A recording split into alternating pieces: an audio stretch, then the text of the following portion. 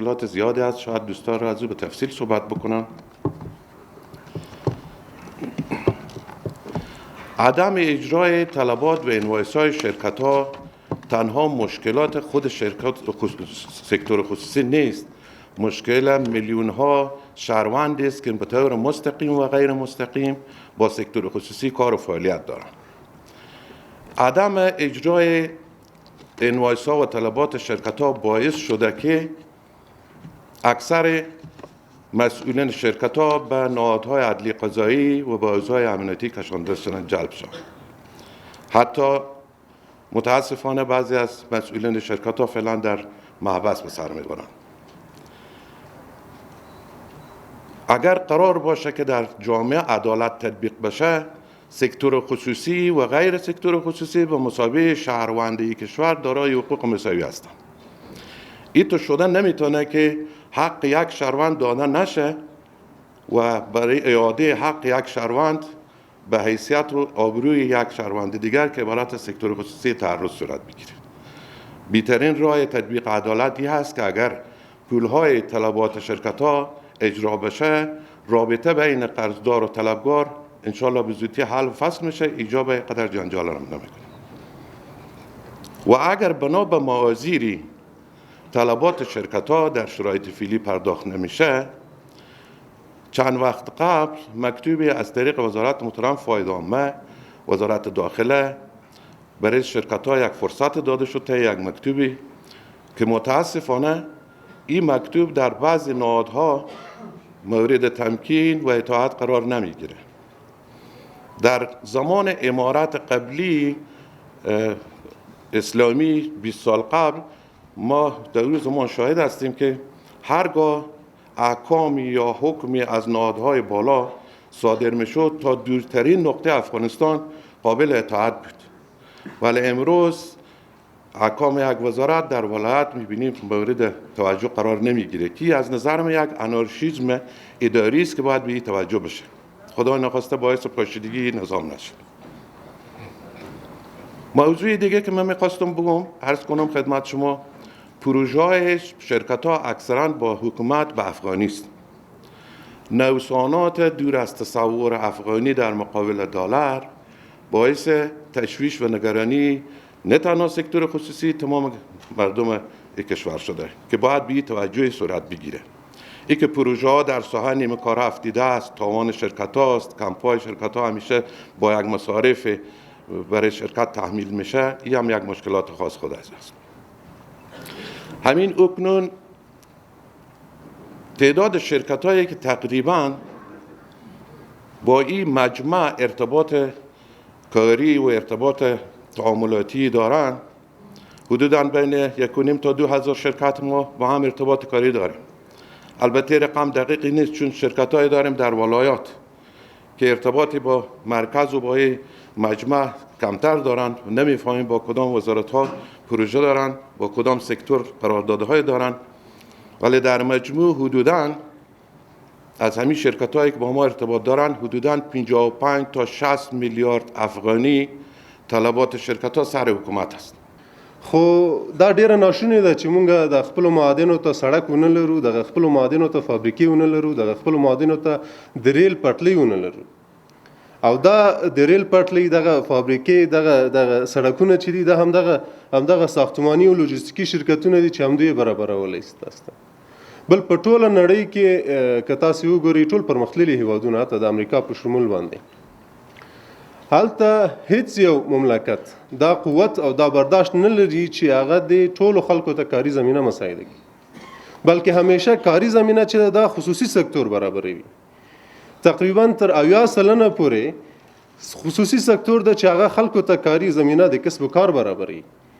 او دغه شرکتونه چې دلته ول دوی هم په تیر شلو کلونو کې دلته په میلیونونو کاري کسب و کار لپاره خلکو ته زمینه مساعده کړې وله. اوس دفتن هم د همدغه تحول له وجې نه کېدای شي د 300 نه تر 3,500 زره پورې انسانانو خپل د کار او د کسب وسیله له لاسه ورکړې وي. زه نه غواړم چې ډېر داسې عمومیات کې خبرې وکړم، راځم دغه د خپلې اتحادیه او د خپلې ډلې او د دوی د مشکلاتو او د دوی د حل په باره کې یو څو خبرې لرم. زمونږ یوه عمومي خبره او اهمه خبره هغه د انوایسونو ده. زمونږ د تقریبا د تیر حکومت څخه تر اوسه پورې چې دا د 9 میاشتې یا یو کال کېږي زمونږ انوایسونه د مختلفو ادارو او سکتوري وزارتونو سره بند پاتې دي، اجراات یې نه کېږي. بودیجوي کوډونه یې په تیر حکومت کې بعضې صفر شول. د اوسني حکومت څخه مو غوښتنه دغه ده چې تاسې هغه انوایسونه چې هغه حوالې چې هغه تکمیل دي، تاسې دغه حوالې مکمل وزارت مالیې ته ولېږئ تر څو یې په خپله بودیجه کې شاملې کړي.